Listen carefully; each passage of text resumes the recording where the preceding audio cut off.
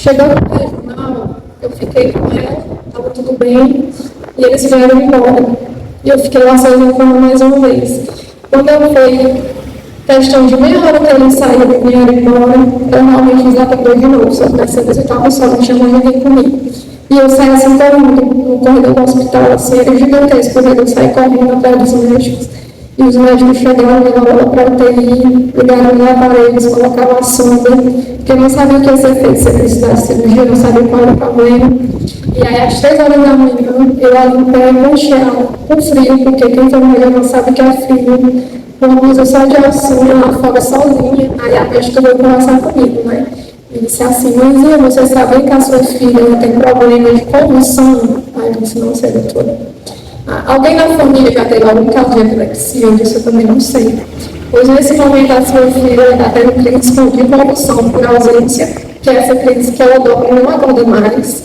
E essa crise focal, que é quando ela acorda, ela só olha para frente e não pisca, passa em volta de 1 minuto, ela não pisca, fica paralisada. Mas a gente vai fazer os estudos, vamos começar a ver o caso dela e ver que realmente está fazendo isso, né?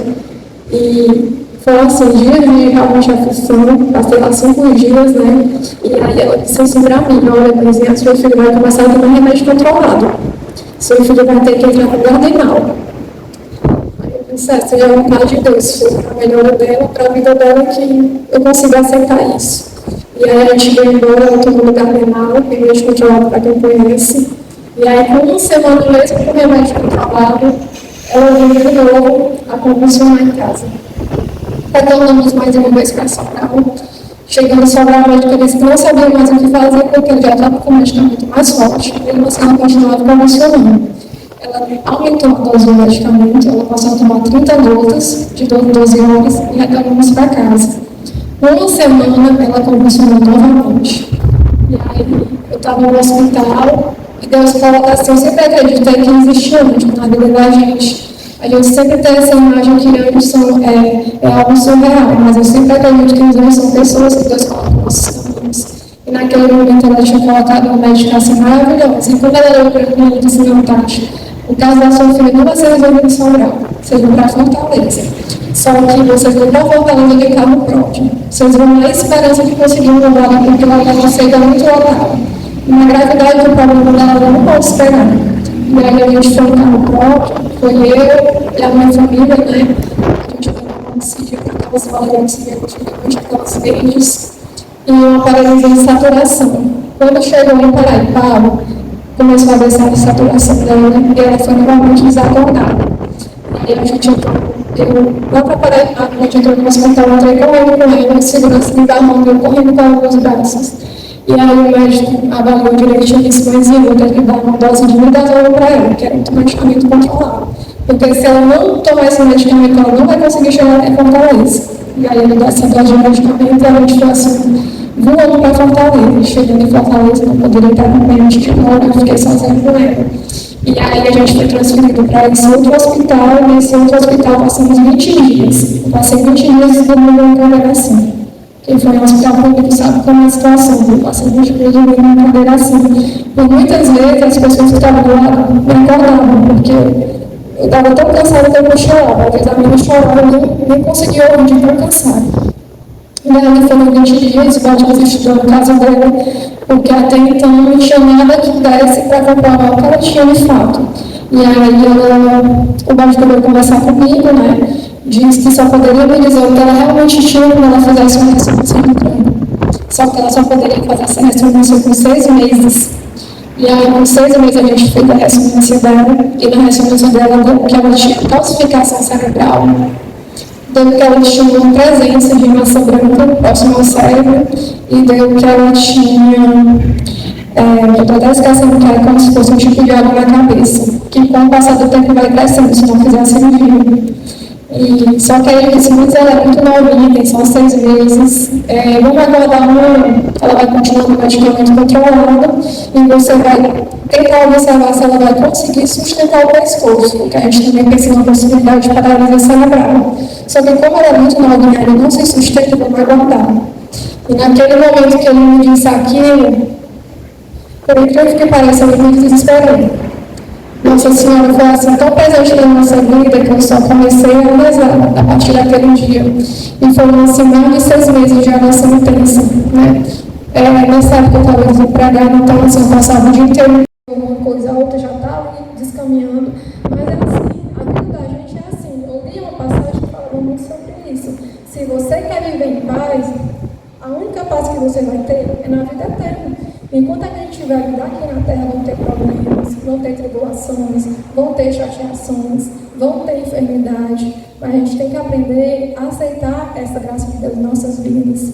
E hoje, puxando para esse tema que o tema me deu, que era a vida da comunidade, me via muito forte que hoje a nossa batalha maior é aqui dentro da igreja, né? Muitas vezes com nossos irmãos. A gente parar para realmente pensar nessa vida de comunidade que fala, né? A gente tem em mente que a Trindade Santa, Pai e Espírito Santo, Pai, Filho e Espírito Santo, é um só. Né? O que seria do Pai ser um filho, o que seria do Filho ser um Pai? A mesma coisa também na comunidade. Por muitas vezes, a gente não sabe acolher aquele irmão que chega. E isso é algo que pesa muito dentro da comunidade. A gente parando para ler um pouquinho do Evangelho, que fala sobre a vida de Cristo, o Senhor nunca desprezou ninguém. Nem mesmo Maria Madalena, quando todo mundo queria apedrejar, que ela chegou próximo, ele disse: quem não tem pecado, que atire a primeira pedra. E ninguém, naquele momento, fez um exame de consciência: eu tenho pecado. Então, quando aquele irmão vinha de fora, né, porque eu também fui irmã de fora, hoje eu estou aqui, mas eu fui de fora, saibam acolher, gente, é o que eu sempre digo. Se eu chegar na casa de alguém e eu for bem recebida, eu voltarei mais vezes. Mas se eu chegar na casa de alguém e eu for mal recebida, eu não volto mais. E assim acontece na comunidade. Muitas vezes a gente se acha santo demais. Eu estou aqui há 10 anos, eu rezo todos os dias, eu comungo, eu faço todos os sacramentos, eu sou uma pessoa santa. Chega uma pessoa do mundo, eu não sei acolher, porque eu acho que eu sou mais merecedora do que ela. Mas não esqueça que Deus, ele sempre vai usar do impossível e do improvável. Naquela palavra que sempre diz, né? Deus se alegra mais com uma ovelha perdida do que com 99 que estão no rebanho. Então não vão achando vocês que aquela pessoa que chegar aqui hoje, bravinho, do mundão, o coração de Deus está transbordando de felicidade porque ele conseguiu resgatar. E nós como cristãos, nosso papel é saber acolher as pessoas que estão ao nosso redor. Porque muitas vezes a gente se vive nessa questão de grupo, né? Sempre tem aquela pessoa que eu me identifico mais, que eu sou mais amiga, que eu gosto mais de conversar, mas a gente sempre tem que se abrir para o novo também. Às vezes, muitas vezes, aquela pessoa é uma pessoa tão legal, mas eu não me dou a oportunidade de conhecer. Então, a gente erra muito nesse ponto de se prender só àquela pessoa. Todo mundo aqui tem uma história de vida para contar. Eu acho que se todo mundo viesse aqui no meu lugar contar a sua história, teria uma história de superação, teria uma história de fé, teria uma história de crescimento espiritual. Todo mundo aqui já passou por alguma coisa. Todo mundo que está aqui hoje veio com um propósito. Ou você veio pelo amor a Deus, ou você veio pelo sofrimento como eu vim. Mas todo mundo aqui está com o mesmo propósito, buscar a salvação. E por que não todo mundo se reunir na igreja como uma comunidade só, né? A gente tem que entender que o nome diabo significa divisão. Então, se existe divisão, não é de Deus. Né? Todos nós somos iguais, todos nós buscamos a mesma coisa, que é a eternidade, que é a salvação. Então, se dentro de um grupo existe divisão, não é de Deus. Né? Não é de Deus. Eu nem sabia que o nome diabo significava divisão, mas significa divisão. Então, que a gente possa quebrar todas essas barreiras, porque sempre as pessoas se questionavam muito para o Evangelho, por que Jesus tinha muitos seguidores, né? A gente vai ver hoje num grupo, talvez, se tiver 10 pessoas, com o passar do tempo vai saindo, fica 3, fica 2, mas por quê? Onde é que está a falha? Naquele momento, Jesus ele tinha muitos seguidores, porque ele sabia acolher todo mundo. Todo mundo que ia conseguia seguir a Jesus. E essa falha, essa dificuldade está aqui hoje. A gente não conseguir acolher bem quem vem de fora para cá para dentro. Porque, gente, isso interfere tanto, né, nesse questionamento. Por que eu digo isso? Nem todo mundo tem o discernimento de entender, eu estou aqui por Jesus. Né? Quando a gente já vive nessa vida de oração, a gente consegue entender que se o irmão te fizer alguma coisa que venha te machucar, você não vai levar em consideração, porque eu não vim por ele, eu vim por Cristo. Mas quando a gente está lá fora, a gente tem outra cabeça, né? Eu sempre digo que quando a gente conhece a Deus, a gente tira as escamas que tem nos olhos da gente, né? Porque a gente sem Deus, a gente é tão cego para as coisas que a gente vê tudo ao contrário. Quando a gente conhece a misericórdia de Deus, a gente passa a enxergar as coisas como elas realmente são. E quando eu conheci a Deus, eu comecei a tirar essa dúvida dos meus olhos, eu comecei a ver as coisas de muitas vezes aquele outro que vem de fora, ele não consegue ter esse amadurecimento. Mas a gente tem que entender que o tempo de Deus era diferente do nosso, né? Como eu queria, eu sei que tem muitos de vocês aqui, como eu queria trazer meu filho hoje para a igreja, como eu queria trazer a minha irmã para a igreja, como eu queria trazer meus pais para a igreja, mas tudo é no tempo de Deus. Deus, ele nos dá prova, é o que eu sempre disse. Quando a gente vai atrás de um emprego, a gente passa por uma seleção, a gente passa por uma entrevista, a gente faz uma prova para ver se a gente tem a capacidade de assumir aquele cargo. E quando a gente vem para as coisas de Deus, a gente passa por provas também, para saber o tamanho da nossa fé. Porque é muito fácil a gente amar a Deus quando está tudo bem, quando na nossa casa não falta o alimento, quando nossos filhos estão ali dentro da igreja, mas amar a Deus na dificuldade, quando as coisas estão ruins, quando falta o dinheiro, quando chega o desemprego, quando meus filhos foram para o mundo, é difícil. E Deus, ele nos testa nesses momentos. Eu sempre digo que toda vida, quando eu faço a quaresma de São Miguel, toda vida eu adoeço. Não tem uma quaresma que eu não seja hospitalizada. A quaresma que eu fiz de São Miguel, essa que eu fui para Fortaleza, eu cheguei em casa, eu já tinha acabado a quaresma. Esse ano, como eu vi no propósito que eu conversei com o Itamar, que era esse propósito de trazer a palavra de Deus todos os dias nas minhas redes sociais. Então, eu fiz esse propósito até o final da quaresma. Quando foi mais ou menos com 15 dias da quaresma, eu adoeci, né? Eu extraí o dente, esse dente infeccionou, os antibióticos já não faziam mais efeito, eu me hospitalizei, passei 5 dias hospitalizada, não conseguia abrir a boca, não conseguia me alimentar, não conseguia falar, porque eu tinha feito um propósito. Todos os dias eu vou falar sobre a palavra de Deus. E o inimigo, ele é muito sujo. Ele é muito sujo. Ele vai usar de tudo que ele puder. E naquele momento, como eu queria ajudar outras pessoas através da minha fala, então aonde foi que ele veio na enfermidade? Na minha boca. Eu não conseguia mais falar. Mas, mesmo diante de todo o sofrimento que eu passei nessa quaresma desse ano, eu nunca me deixei abater. Como eu não conseguia falar, mas eu conseguia ler. Eu pedi para as pessoas da minha Bíblia, levei meu catecismo e continuei, porque eu sei que são provas que Deus nos dá para ver o tamanho da nossa fé. Porque eu dizia que eu era tão temente a Deus. Será que quando chegou a doença, será que eu ia me desviar? Será que eu ia reclamar? Será que eu ia maldizer? Porque muitas vezes o que acontece é a gente começar a blasfemar naquele momento de sofrimento. Ai meu Deus, eu não mereço passar por isso. Por que que isso só acontece comigo? Parece que a vida de todo mundo dá certo, a minha parece que é errado. A questão das coisas dar errado, muitas vezes, é o que você sempre digo, a palavra ela tem um poder de bênção e maldição. Muitas vezes, a gente, nós mesmos, somos muitas vezes culpados pelos nossos atos. Uma vez eu conversando com o Itamar, e eu falava muito sobre isso, né? Sobre o sofrimento que eu enfrentava. E eu falava para ele, então eu consigo identificar que isso são consequências das minhas escolhas erradas.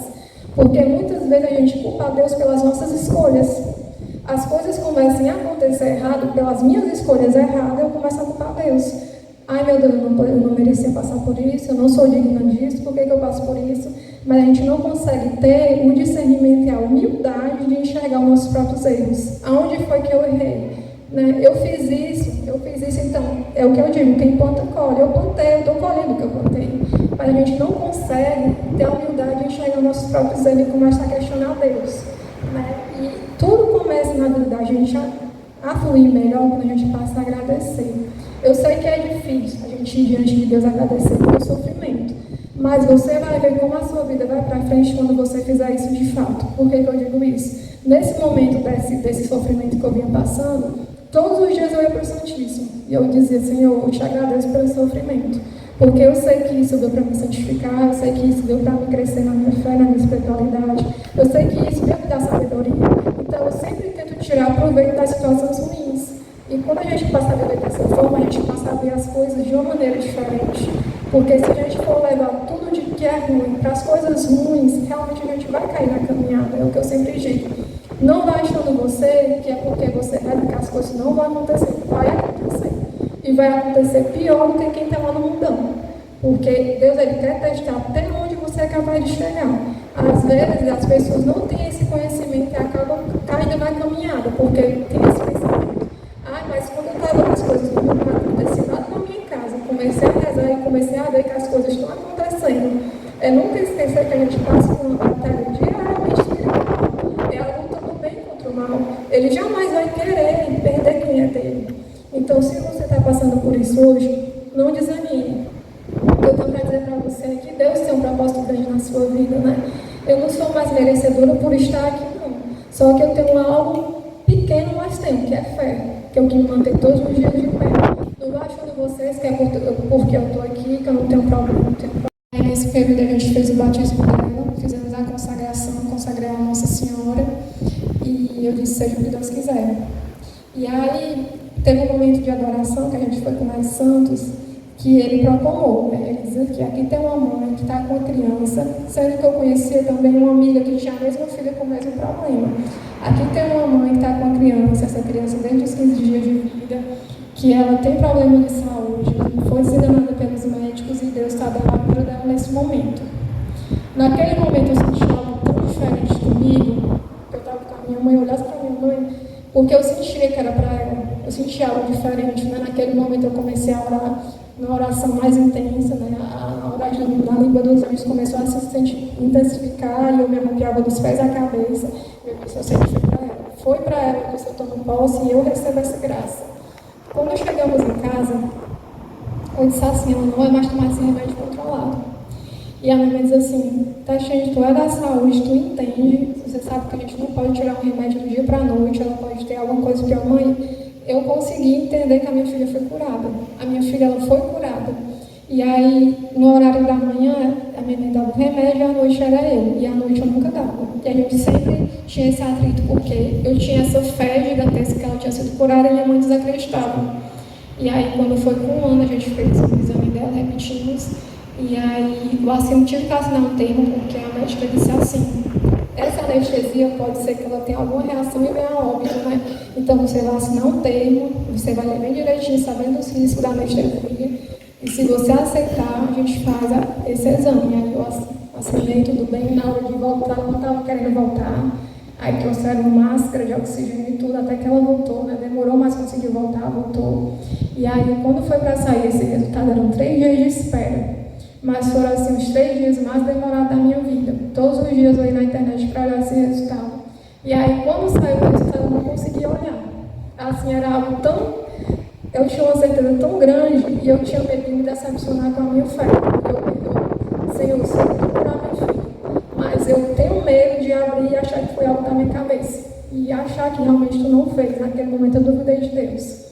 E aí, quando eu abri o exame, tinha lá que ela não tinha mais nada, né? Ela não tinha mais nada. E depois disso a gente retornou no médico. O médico disse que realmente não sabia nem explicar o que tinha acontecido. Porque era uma criança que tinha 3 problemas cerebrais e com menos de 6 meses que a gente repetiu os exames não tinha nada.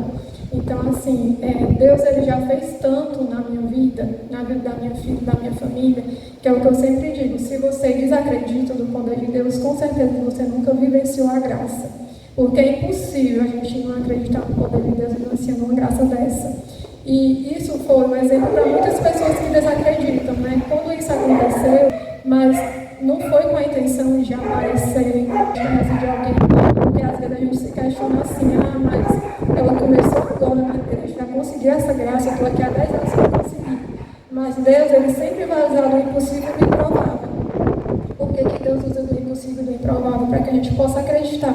Porque é muito fácil uma pessoa que está há 10 anos na caminhada, Deus fazer, não é fácil. O difícil é alguém que vem do mundo, que chega um mês e Deus faz. Aí Deus mostra para todo mundo do poder dele. Porque é o que eu digo, ninguém tem poder de conversão de ninguém, mas Deus ele consegue converter.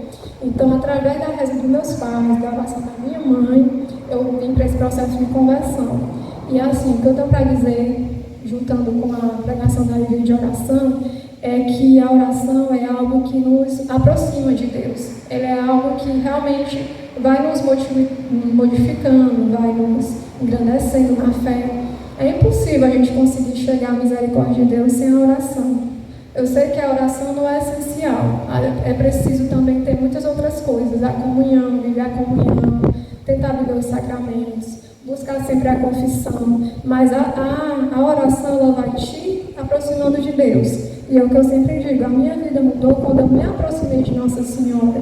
porque ela é a mãe de Jesus. O que é que a mãe não pede que o filho não obedece?